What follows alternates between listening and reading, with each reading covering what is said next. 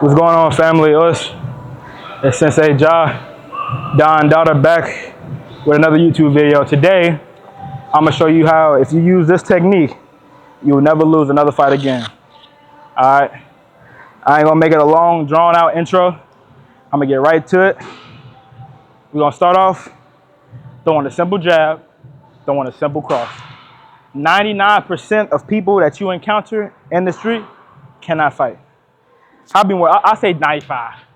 95% of the people that you encounter on a day-to-day basis are not trained fighters.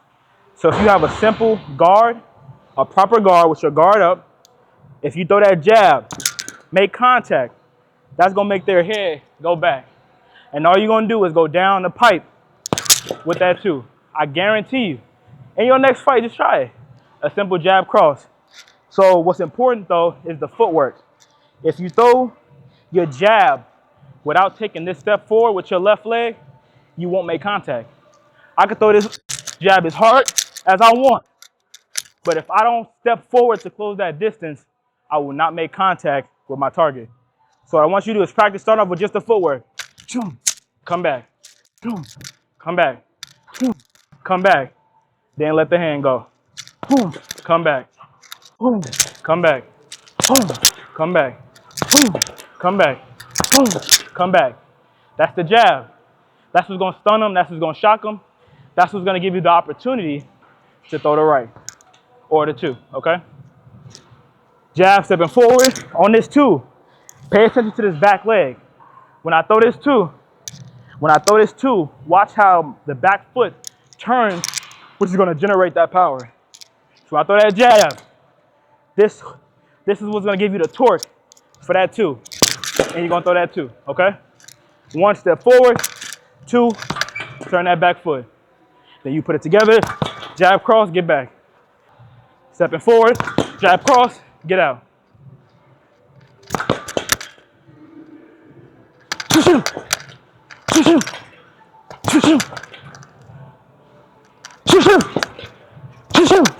So, whenever you're throwing any type of technique, when you're making a fist, you have what's called your fighter knuckles, and you have what's called your floater knuckles.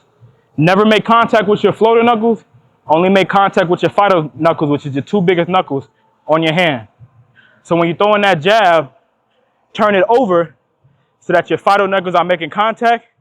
When you throw that two, turn your knuckles over so that these two knuckles are making contact. Now, this is very important. I can give you all a bunch of minor tips, tricks, and things to keep in mind, but this is very important. Tucking that chin. You don't want your chin dangling. You may throw this and be good, and you may get caught with an overhand right or somebody that may be a trained fighter that you wasn't expecting. So keep that chin tucked.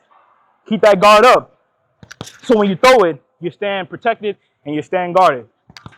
You're throwing that 1-2 and you stand, keep that chin tucked, and you're moving around.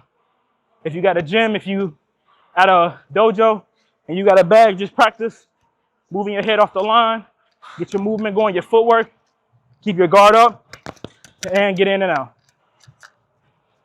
In and out. Guard up, work it, and back out.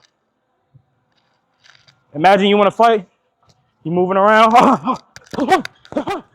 and in and out, in and out.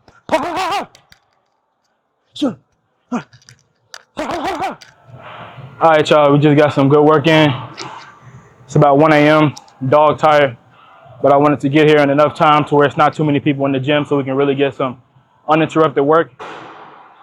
What I want you all to do is I want you all to comment and just let me know some things that you may be worried about, things that you may want to be cautious of, and you may just want me to make a video on it, a tutorial, or whether that be a lock, a throw, a sweep, a strike, a kick, anything, man. I'm open to really producing the best content for you guys, and that's really what I'm on, 2025, 2026, and so on and so forth. So I hope y'all enjoyed the video.